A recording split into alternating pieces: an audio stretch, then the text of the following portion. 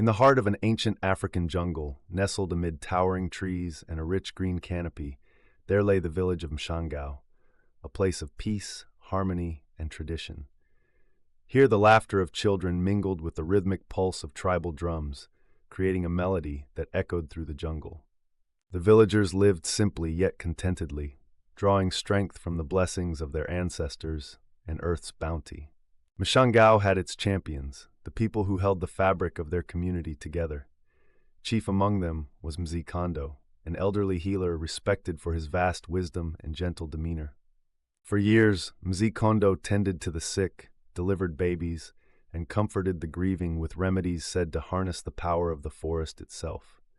To the villagers, he was not just a healer, but a bridge between the physical and spiritual worlds. But not all in Mshangao walked in the light. There was Bwana Ngozi. Where Mzee Kondo brought peace, Bwana Ngozi inspired fear. Reclusive and unpredictable, Bwana Ngozi was the village witch doctor, a man rumored to wield dark, unnatural forces. Some in the village whispered of curses he had cast, of unseen powers that answered his call. Mzee Kondo and Bwana Ngozi were opposite sides of the same coin. One revered, the other feared. Yet the village tolerated them both, knowing that balance often arises from opposing forces. That balance shattered one fateful day. A disagreement erupted during a village council meeting, where disputes were mediated and decisions made. Bwana Ngozi had proposed an idea, one the council decisively rejected. The specifics of the disagreement were soon forgotten, but not its consequences.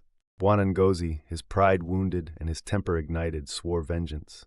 Amid the curious and worried gazes of the villagers, he retreated into the jungle, pausing only to speak a curse. "You will see," he hissed, his voice a blend of wrath and sorrow, "this village will crumble without me."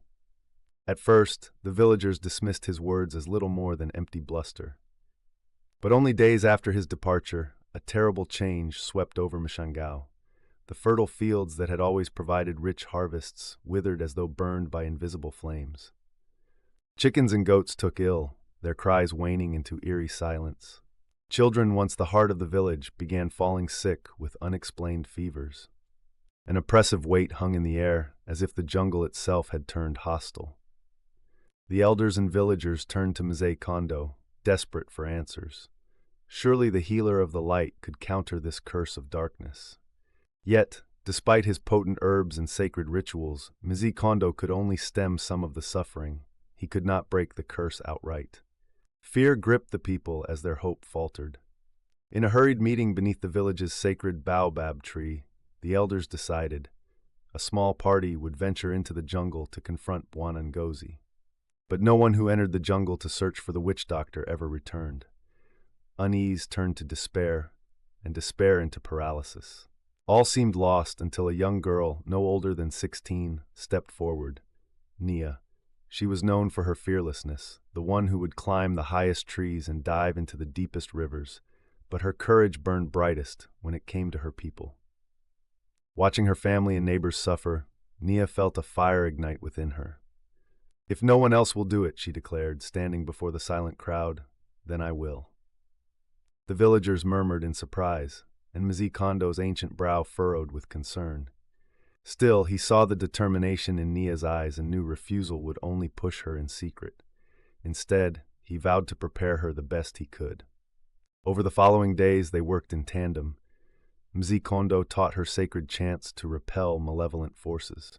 He consecrated talismans made from ash wood, twine, and crushed stones, each said to guard the wearer from harm. Finally, he handed her a pouch filled with herbs to weaken curses and dispel dark spirits. "Bwana Ngozi has turned his heart to darkness," Mzee Kondo told her, his voice weighted with sorrow. "But there is still a man beneath the shadow. Speak to him as one human to another. Do not lose that light within yourself." On a moonlit night, Nia set off alone. Her breath echoed the rustling leaves as she ventured into the jungle's dense embrace. Though fear prickled at the edges of her mind, she drew strength from the knowledge and blessings of her ancestors. For hours, she wove her way through tangled roots and towering ferns, following the faint hum of something unseen. Eventually, she arrived. Bwana Ngozi's lair stood in an eerie clearing shrouded by ancient trees whose gnarled limbs twisted toward the sky. The air carried the acrid scent of burning incense, and symbols etched in blood and ash covered the earth. A sinister energy pulsed in the air, thick enough to taste, but Nia did not falter. "Bwana Ngozi," she called, her voice steady and clear. "I have come to speak with you." Silence answered first, then the rustle of movement. Nia waited, her heart steady, as the jungle held its breath in anticipation of what was to come. From the shadows, the witch doctor emerged, his appearance both commanding and unsettling. Adorned in beads, feathers, and painted streaks of ochre, his eyes burned with something between anger and pain. "You dare come here, child," he spat. "Have you no fear, or do you seek calamity?" Nia raised her chin. "I seek an end to your curse. I speak for the people of Mshangao, the people you once called your own." Bwana Ngozi's face darkened. "Those who betrayed me, their suffering is just." "They are suffering," Nia pressed, stepping closer. "But it is the innocent who feel your curse, the children, the elders, the animals. I don't believe you are beyond compassion, Bwana Ngozi. You wouldn't waste your rage on a village if you didn't care." His eyes flickered, as if her words struck a chord buried deep. Yet he raised his hand, summoning winds that howled like banshees, sending leaves and dirt flying. Nia gripped her talismans and began to chant, her voice steady, her faith unyielding. The winds howled louder, but could not touch her. Bwana Ngozi snarled, yet his expression softened when her chanting shifted into a plea. She spoke of the children who were growing weaker each day. She described the light that had faded from the villager's eyes, even as she noted the pain lurking in his own. Bwana Ngozi faltered. For a moment he simply stared at this girl who had dared face him, unyielding in her love for her people. Memories stirred, another time, before the fear, before the anger, when he had used his gifts for good. At last he sighed, the fight leaving him. "You are brave, child, braver than I was when I turned my back." With a gesture, Bwana Ngozi knelt to the ground, tracing new symbols in the dirt. He whispered incantations, his voice heavy with remorse. The clearing trembled. An invisible weight seemed to lift from the jungle as the curse unraveled. Mshangao was freed. Nia returned to the village at dawn to find life returning. Crops stood vibrant once more. The goats' cries rang strong. The children played again, their laughter restoring the jungle's song. Nia shared the tale of her journey, and the villagers hailed her as both a savior and a spirit of hope. Even Bwana Ngozi, repentant and weary, returned to the village. Though none had forgotten his deeds, all saw his remorse. He was welcomed back, not as a witch doctor but an elder, a guardian of wisdom, now determined to make amends. The village of Mshangao learned that day, true strength lies in courage, in forgiveness, and in the unyielding belief that light can bring even the darkest heart back from the brink. And so the jungle sang once more.